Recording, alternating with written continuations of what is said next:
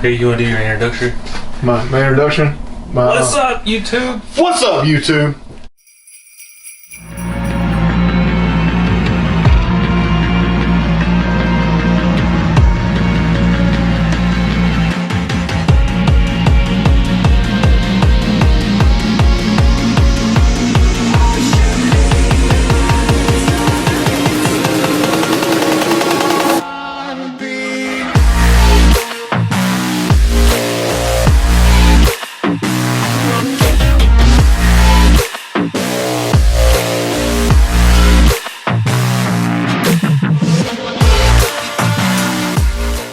So what's going on? What are we talking about today? So first off, while we're in this room, I have had a bunch of people ask why we use colored clothespins on the tubs and some writing and stuff. It's for Christmas. Yes, Christmas. So Christmas decorations. These ones are nice and the blue ones are naughty, right? Yeah.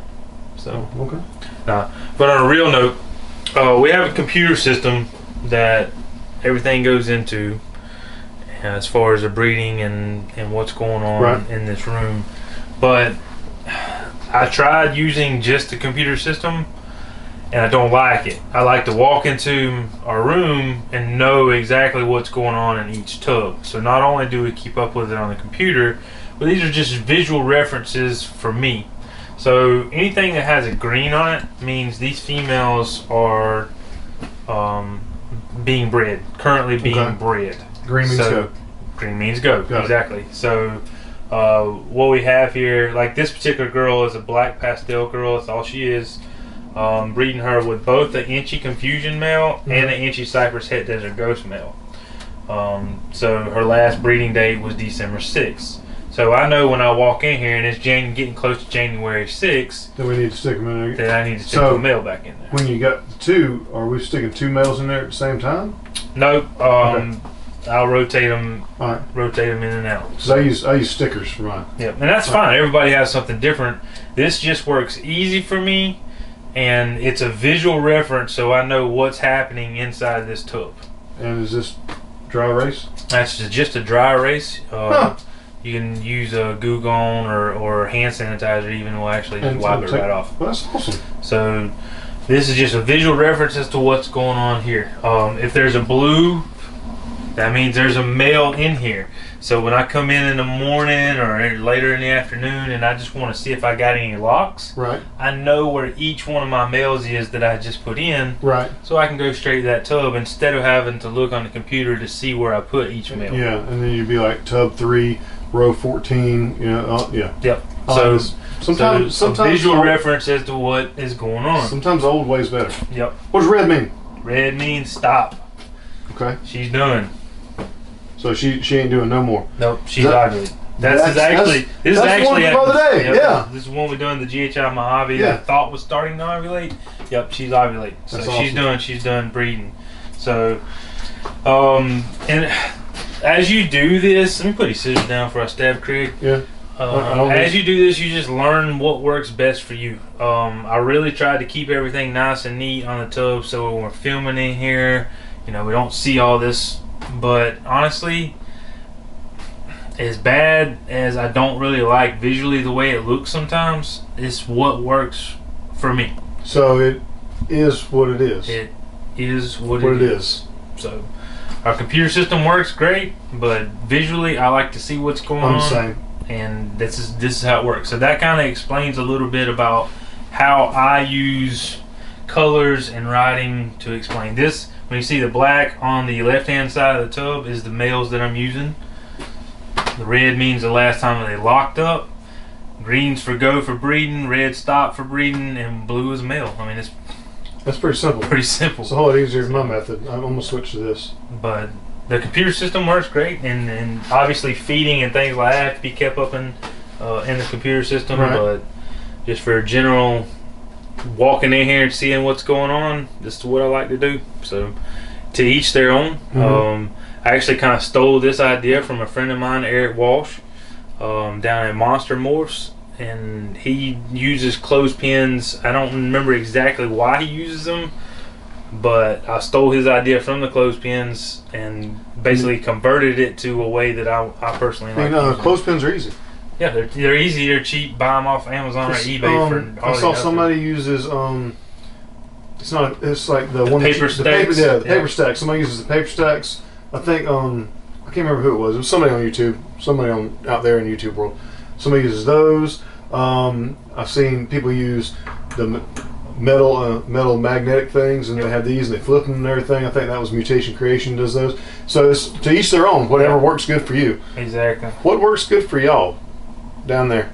Comment in the comments. Let us know. Send us pictures. Yeah. It's always good to share that type of information because I would have never started using these had I not seen Eric's, and I think his is just basically pink and blue. I mean, so mine is literally a bunch of those little stickers like you would use. You get them from your grocery store. So I have a bunch of little stickers on here, which I didn't realize I could just write on it. So that's a pain in the butt when you're trying to clean tubs. Gotcha. Yeah. So I'm gonna switch my method. Cool. Yeah, all right. So works. next for this one, next for this episode is I got Vu'ed. You got Vu'ed? I got Vu'ed. Oh no. What's Vu'ed? Is that like getting iced? I don't know. You don't know what getting iced is? No. Okay. No. I'll show you that later. Yeah, getting iced. Anything. A couple of weeks ago, we were at Eric Seto's house, and he was showing me a bunch of bongo stuff, Seto balls? Seto balls. And he's got some crazy looking bongo stuff, really, really nice stuff. So, you know, we have a little bit of bongo here, but nothing like super crazy. Just never really got onto the bongo train real heavily. But a couple of years back, myself and Bob Vu over at Bob's Balls, we bought some bongos. We had some bongos, and I actually watched him create a Orange Dream Lesser bongo, I guess 2, maybe 3 years ago. And it was a male, and I was there the day that he hatched this thing, and it was beautiful, straight out of the egg, beautiful. I was like, yeah, that's cool, but it's probably going to fade out and not really look that great as an adult. That's kind of what I was thinking. So just never really got onto the bongo scene too much. So a year later, I'm over at Bob's house, and he shows me, you know, the male, and it is just as pretty as the day that it hatched. I was like, man, I should have stuck it out with bongo, especially putting Orange Dream into it. So I didn't. I slacked. I lost on that gamble. So what did I do? I bought a snake off of that male. So this is what we got from that male that I was just talking about.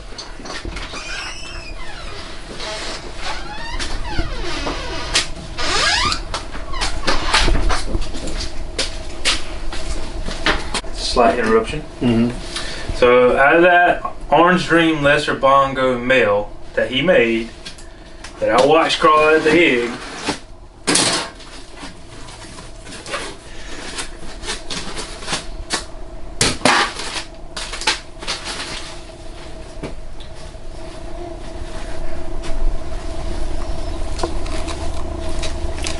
we bought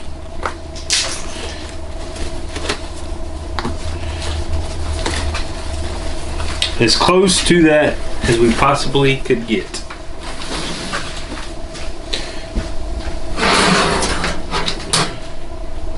This is a super OD lesser bongo female from Bob at Bob's Balls, and I tell you, I couldn't be happier. I thought this thing was nice in his pictures, but seeing it here in person, it's absolutely gorgeous. Absolutely gorgeous snake. Bob, I really appreciate it. Knocked it out of the park with this girl. Wish I had seen the vision that you had on that OD Lesser Bongo male a couple years back, but we're catching up with this girl now, so we really appreciate it. And man, if you're not into the bongo stuff, I would highly suggest looking his page up and getting some from him. Also, Seto's Balls. has some good Bongo stuff. I know Seto had some Bongo black pastel stuff that honestly I want to try to get my hands on as well too. So, but anyway, there she is.